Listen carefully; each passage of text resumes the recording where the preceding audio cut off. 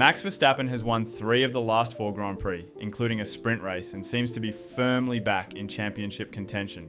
He's cut the gap to Piastri from a massive 104 points down to just 40, all within the span of 4 races. With 5 rounds remaining and a 40-point deficit still to overcome, Max once again finds himself in the hunt for his 5th consecutive championship. Even Max admitted after Hungary that he'd be surprised if he won another race this year. But not only did he win 1, he's now won 3. So what exactly has changed at Red Bull? How have they managed such a drastic turnaround in such a short time? And is it really all connected to the change in team principle and the influence of Laurent Mekies? Well, let's find out. In the first half of the season, the Red Bull car was an unpredictable machine. At some circuits, it had podium pace.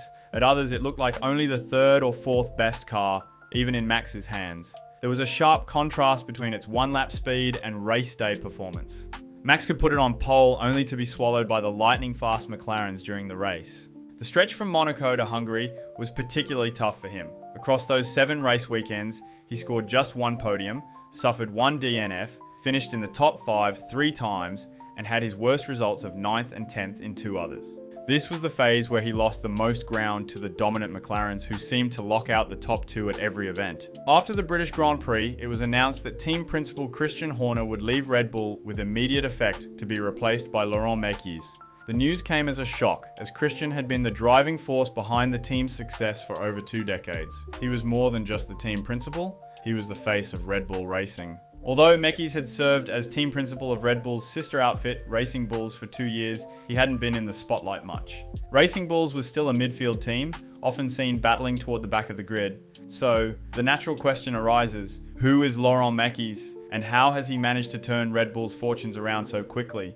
Mekies has had a long and varied career in motorsport, spanning engineering, governance, and team management. From an early age, Mekies was passionate about engineering and racing. He studied mechanical engineering at a university in Paris before completing his master's in automotive engineering in the UK. While studying there, he co-founded a student automotive and motorsport club, an early sign of his dedication to the sport. Around the year 2000, Mekies began his motorsport career with Asia Tech in Formula 3.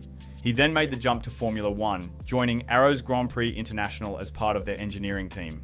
Soon after, he moved to Minardi as a race engineer, working with drivers like Mark Webber and Justin Wilson. When Minardi was bought by the Red Bull Group and rebranded as Scuderia Toro Rosso at the end of 2005, Mekies stayed on and was promoted to chief engineer. He later became head of vehicle performance at Toro Rosso, overseeing several departments dedicated to improving the car's performance. In December 2014, Mekies transitioned from team operations to governance, joining the FIA as safety director.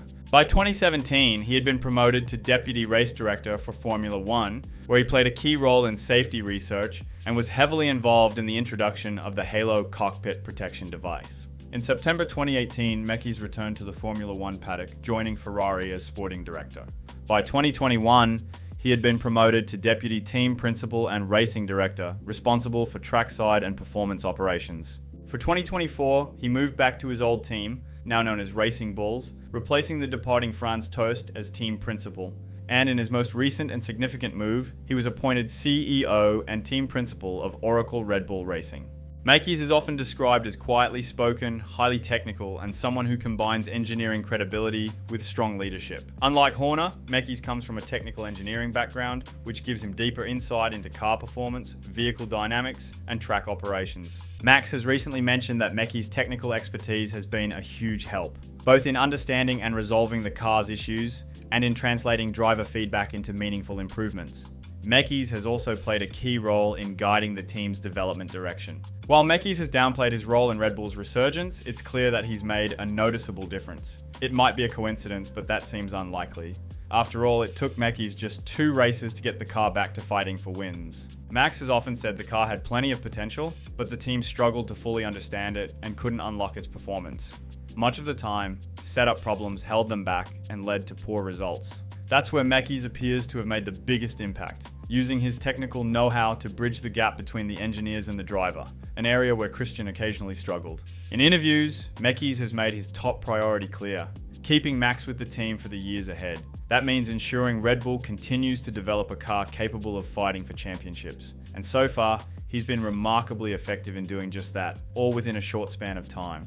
And speaking of McLaren, I don't think they've really taken a slump. It's just that they don't have Max Verstappen driving for them. And no, that's not a criticism of Lando or Oscar. They're both excellent drivers, but they simply aren't as consistent or near perfect as Max. In my opinion, the McLaren is still the best car on the grid.